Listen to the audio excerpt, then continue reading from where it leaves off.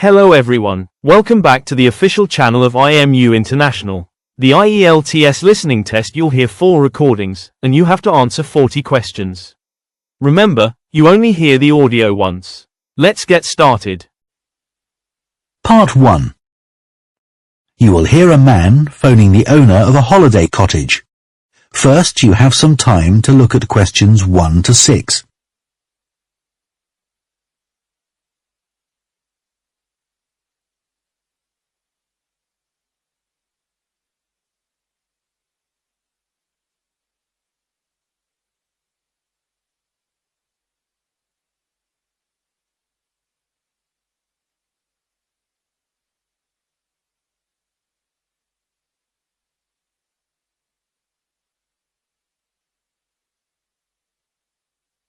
Now listen carefully and answer questions 1 to 6. Hello? Oh, hello. I was hoping to speak to Jack Fitzgerald about renting a cottage. I'm his wife Shirley and we own the cottages together, so I'm sure I can help you. Great. My name's Tom. Some friends of ours rented Granary Cottage from you last year and they thought it was great. So my wife and I are hoping to come in May for a week. What date did you have in mind? The week beginning the 14th, if possible. I'll just check. I'm sorry, Tom, it's already booked that week. It's free the week beginning the 28th, though, for 7 nights. In fact, that's the only time you could have it in May. Oh, well, we could manage that, I think. We'd just need to change a couple of things. How much would it cost? That's the beginning of high season, so it'd be £550 for the week. Ah, that's a bit more than we wanted to pay, I'm afraid. We've budgeted up to £500 for accommodation.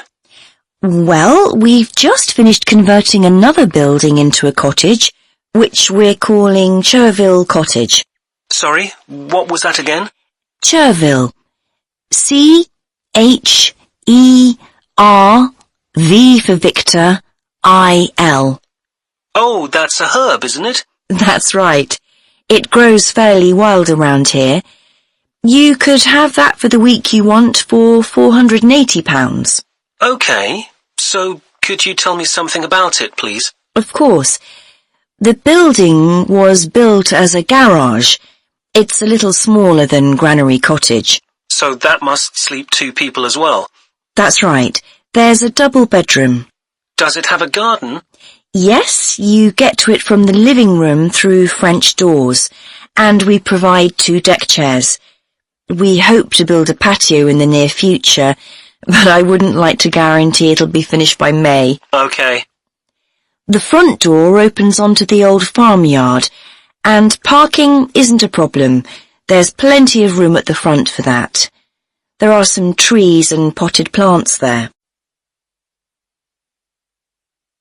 Before you hear the rest of the conversation, you have some time to look at questions 7 to 10.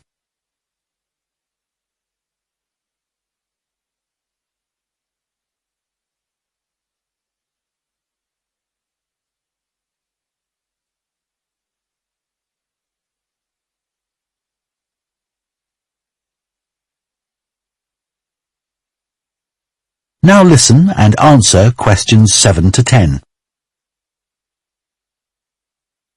What about facilities in the cottage? It has standard things like a cooker and fridge, I presume. In the kitchen area, there's a fridge freezer, and we've just put in an electric cooker. Is there a washing machine? Yes, there's also a TV in the living room, which plays DVDs too.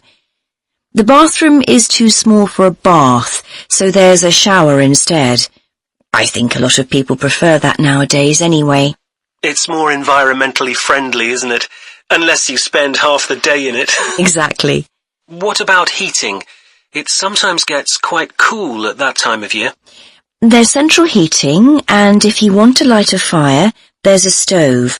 We can provide all the wood you need for it. It smells so much nicer than coal, and it makes the room very cosy. We've got one in our own house. That sounds very pleasant. Perhaps we should come in the winter to make the most of it. Yes, we find we don't want to go out when we've got the fire burning. There are some attractive views from the cottage which I haven't mentioned. There's a famous stone bridge. It's one of the oldest in the region, and you can see it from the living room. It isn't far away. The bedroom window looks in the opposite direction and has a lovely view of the hills and the monument at the top. Well, that all sounds perfect. I'd like to book it, please. Would you want a deposit? Yes, we ask for 30% to secure your booking, so that'll be £144. And when would you like the rest of the money? You're coming in May, so the last day of March, please. Fine. Excellent. Could I just take your details so that I can... That is the end of part 1. You now have half a minute to check your answers to part 1.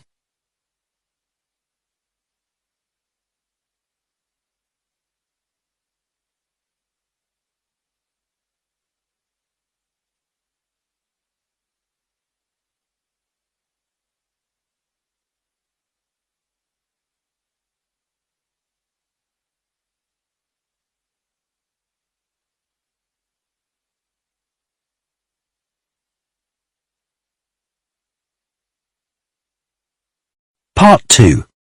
You will hear a town councillor reporting on the local transport network and a recreation facility. First, you have some time to look at questions 11 to 14.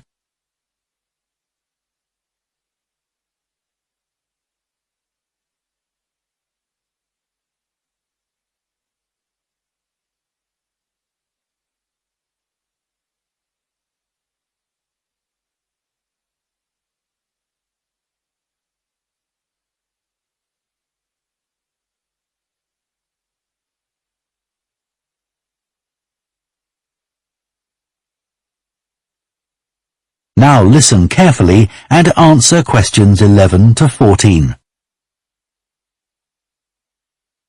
Right, next on the agenda we have traffic and highways.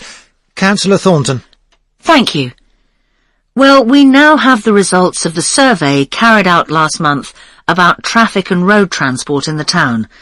People were generally satisfied with the state of the roads. There were 1 or 2 complaints about potholes, which will be addressed, but a significant number of people complained about the increasing number of heavy vehicles using our local roads to avoid traffic elsewhere. We'd expected more complaints by commuters about the reduction in the train service, but it doesn't seem to have affected people too much.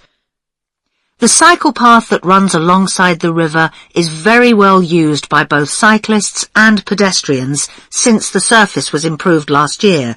But overtaking can be a problem, so we're going to add a bit on the side to make it wider. At some stage, we'd like to extend the path so that it goes all the way through the town, but that won't be happening in the immediate future. The plans to have a pedestrian crossing next to the post office have unfortunately had to be put on hold for the time being. We'd budgeted for this to be done this financial year, but then there were rumours that the post office was going to move, which would have meant there wasn't really a need for a crossing. Now they've confirmed that they're staying where they are, but the Highways Department have told us that it would be dangerous to have a pedestrian crossing where we'd originally planned it, as there's a bend in the road there, so that'll need some more thought. On Station Road, near the station and level crossing, drivers can face quite long waits if the level crossing's closed, and we've now got signs up requesting them not to leave their engines running at that time. This means pedestrians waiting on the pavement to cross the railway line don't have to breathe in car fumes. We've had some problems with cyclists leaving their bikes chained to the railings outside the ticket office, but the station has agreed to provide bike racks there. Before you hear the rest of the talk, you have some time to look at questions 15 to 20.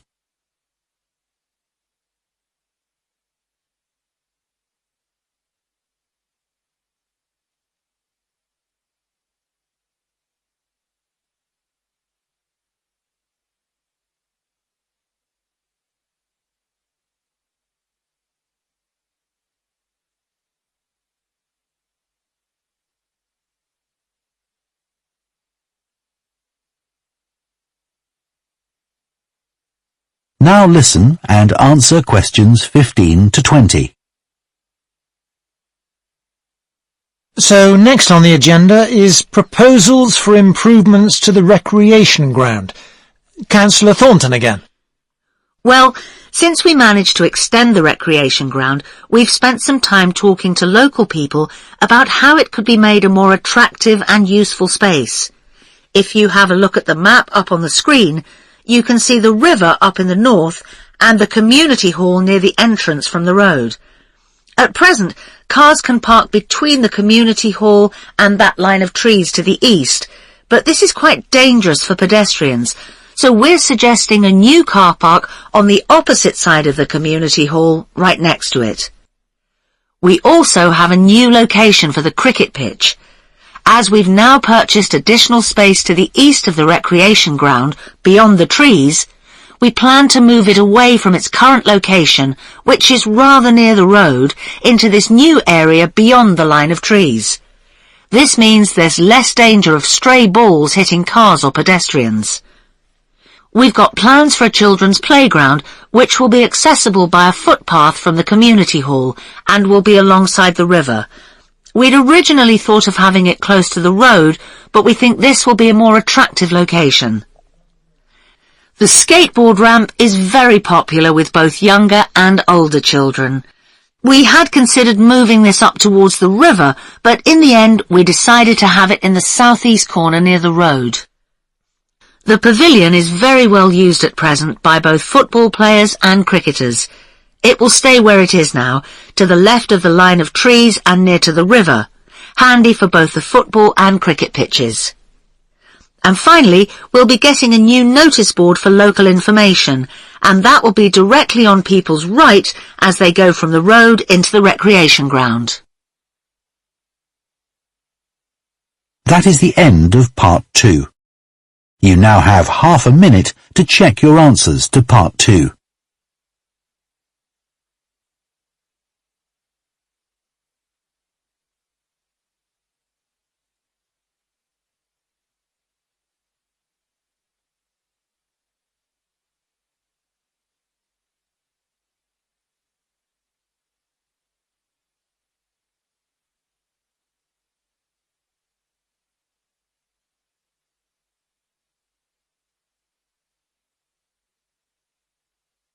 Part 3.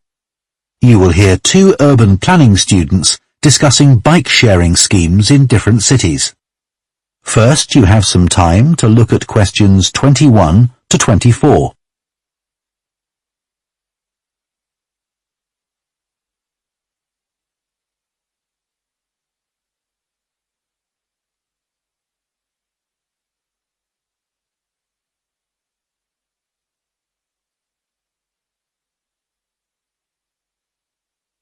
Now listen carefully and answer questions 21 to 24.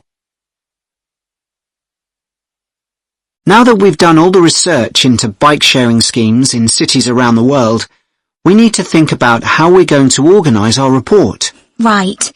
I think we should start by talking about the benefits.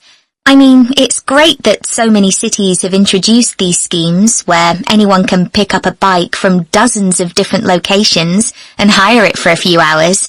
It makes riding a bike very convenient for people. Yes, but the costs can add up, and that puts people on low incomes off in some places. I suppose so. But if it means more people in general are cycling rather than driving, then because they're increasing the amount of physical activity they do, it's good for their health. OK, but isn't that of less importance? I mean, doesn't the impact of reduced emissions on air pollution have a more significant effect on people's health? Certainly in some cities, bike sharing has made a big contribution to that, and also helped to cut the number of cars on the road significantly. Which is the main point. Exactly. But I'd say it's had less of an impact on noise pollution because there are still loads of buses and lorries around. Right. Shall we quickly discuss the recommendations we're going to make? In order to ensure bike-sharing schemes are successful? Yes. OK. Well, while I think it's nice to have really state-of-the-art bikes with things like GPS, I wouldn't say they're absolutely necessary.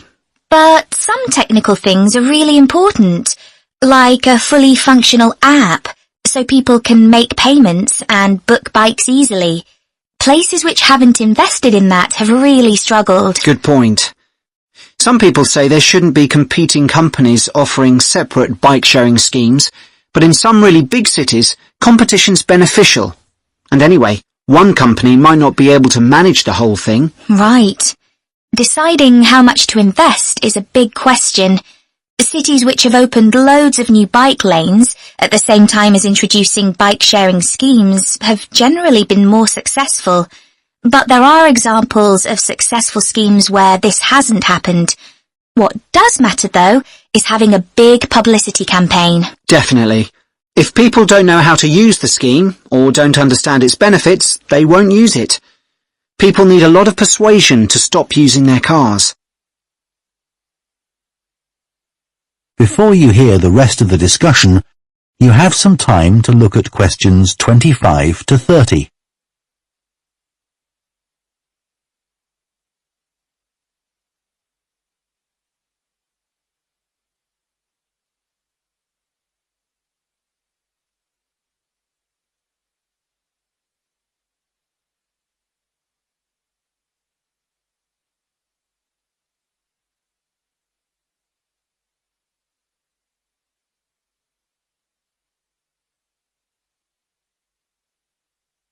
Now listen and answer questions 25 to 30.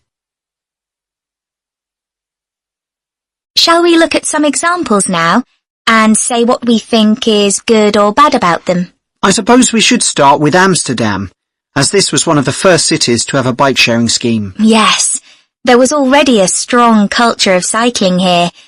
In a way, it's strange that there was such a demand for bike sharing, because you'd have thought most people would have used their own bikes. And yet it's one of the best used schemes. Dublin's an interesting example of a success story. It must be because the public transport system's quite limited. Not really. There's no underground, but there are trams and a good bus network. I'd say price has a lot to do with it. It's one of the cheapest schemes in Europe to join. But the buses are really slow. Anyway, the weather certainly can't be a factor. No, definitely not. The London scheme's been quite successful. Yes, it's been a really good thing for the city. The bikes are popular and the whole system is well maintained, but it isn't expanding quickly enough. Basically, not enough's been spent on increasing the number of cycle lanes. Hopefully that'll change. Yes. Now, what about outside Europe? Well, bike-sharing schemes have taken off in places like Buenos Aires. They built a huge network of cycle lanes to support the introduction of the scheme there, didn't they? It attracted huge numbers of cyclists where previously there were hardly any. An example of good planning. Absolutely. New York is a good example of how not to introduce a scheme. When they launched it, it was more than 10 times the price of most other schemes. More than it costs to take a taxi. Crazy. I think the organisers lacked vision and ambition there. I think so too. Sydney would be a good example to use. I would have expected it to have grown pretty quickly here. Yes. I can't quite work out why it hasn't been an instant success like some of the others. It's a shame, really. I know. OK, so now we've thought about all those... That is the end of part 3. You now have half a minute to check your answers to part 3.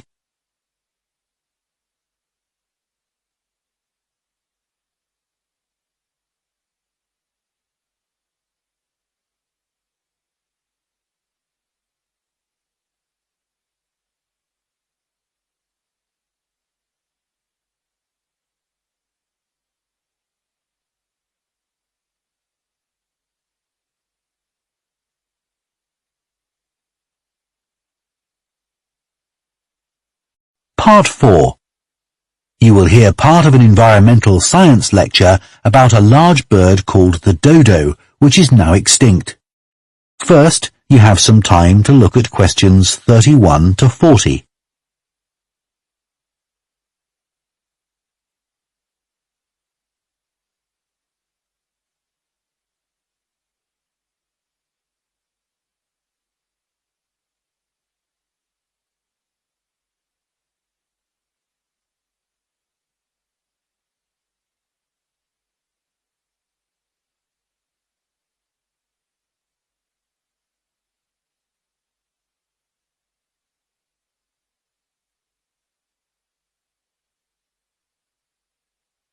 Now listen carefully and answer questions 31 to 40. One of the most famous cases of extinction is that of a bird known as the dodo. In fact, there's even a saying in English, as dead as the dodo, used to refer to something which no longer exists. But for many centuries, the dodo was alive and well, although it could only be found in one place, the island of Mauritius in the Indian Ocean. It was a very large bird, about 1 metre tall, and over the centuries it had lost the ability to fly, but it survived happily under the trees that covered the island. Then, in the year 1507, the first Portuguese ships stopped at the island. The sailors were carrying spices back to Europe and found the island a convenient stopping place where they could stock up with food and water for the rest of the voyage, but they didn't settle on Mauritius. However, in 1638, the Dutch arrived and set up a colony there. These first human inhabitants of the island found the dodo birds a convenient source of meat, although not everyone liked the taste. It's hard to get an accurate description of what the dodo actually looked like. We do have some written records from sailors and a few pictures, but we don't know how reliable these are. The best-known picture is a Dutch painting in which the bird appears to be extremely fat, but this may not be accurate. An Indian painting done at the same time shows a much thinner bird. Although attempts were made to preserve the bodies of some of the birds, no complete specimen survives. In the early 17th century, 4 dried parts of a bird were known to exist. Of these, 3 have disappeared, so only one example of soft tissue from the dodo survives, a dodo head. Bones have also been found, but there's only one complete skeleton in existence. This single dodo skeleton has recently been the subject of scientific research, which suggests that many of the earlier beliefs about dodos may have been incorrect. For example, early accounts of the birds mention how slow and clumsy it was, but scientists now believe the bird's strong knee joints would have made it capable of movement which was not slow, but actually quite fast. In fact, one 17th century sailor wrote that he found the birds hard to catch. It's true that the dodo's small wings wouldn't have allowed it to leave the ground, but the scientists suggest that these were probably employed for balance while going over uneven ground. Another group of scientists carried out analysis of the dodo's skull. They found that the reports of the lack of intelligence of the dodo were not borne out by their research, which suggested the bird's brain was not small, but average in size. In fact, in relation to its body size, it was similar to that of the pigeon, which is known to be a highly intelligent bird. The researchers also found that the structure of the bird's skull suggested that one sense which was particularly well developed was that of smell. So the dodo may also have been particularly good at locating ripe fruit and other food in the island's thick vegetation.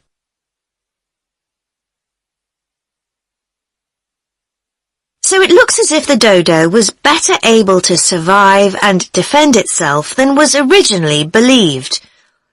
Yet, less than 200 years after Europeans first arrived on the island, they had become extinct. So what was the reason for this? For a long time it was believed that the dodos were hunted to extinction, but scientists now believe the situation was more complicated than this. Another factor may have been the new species brought to the island by the sailors. These included dogs, which would have been a threat to the dodos, and also monkeys, which ate the fruit that was the main part of the dodos' diet. These were brought to the island deliberately.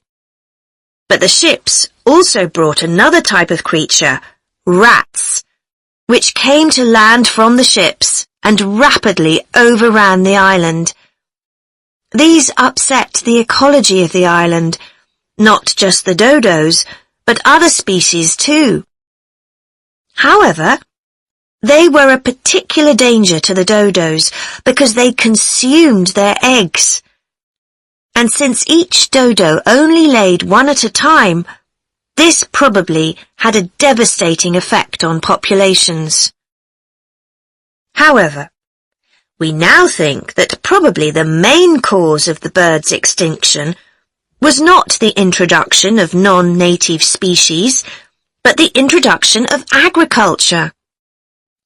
This meant that the forest that had once covered all the island and that had provided a perfect home for the dodo was cut down so that crops such as sugar could be grown.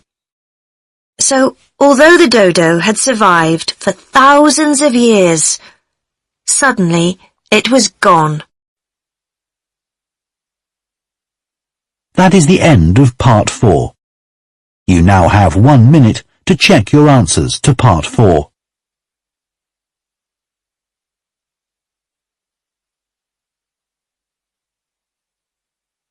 That concludes today's IELTS listening mock test. How did you perform? Compare your answers with the key provided to see your estimated band score. If you're ready to take your preparation to the next level, join us at IMU International. From intensive IELTS workshops to free student visa consultancy, we provide the expert guidance you need to succeed in 2026. Visit our centers in Navsari or Billamora to start your journey today. Don't forget to like this video and subscribe for more professional training from IMU International. Good luck with your studies, and we'll see you in the next session.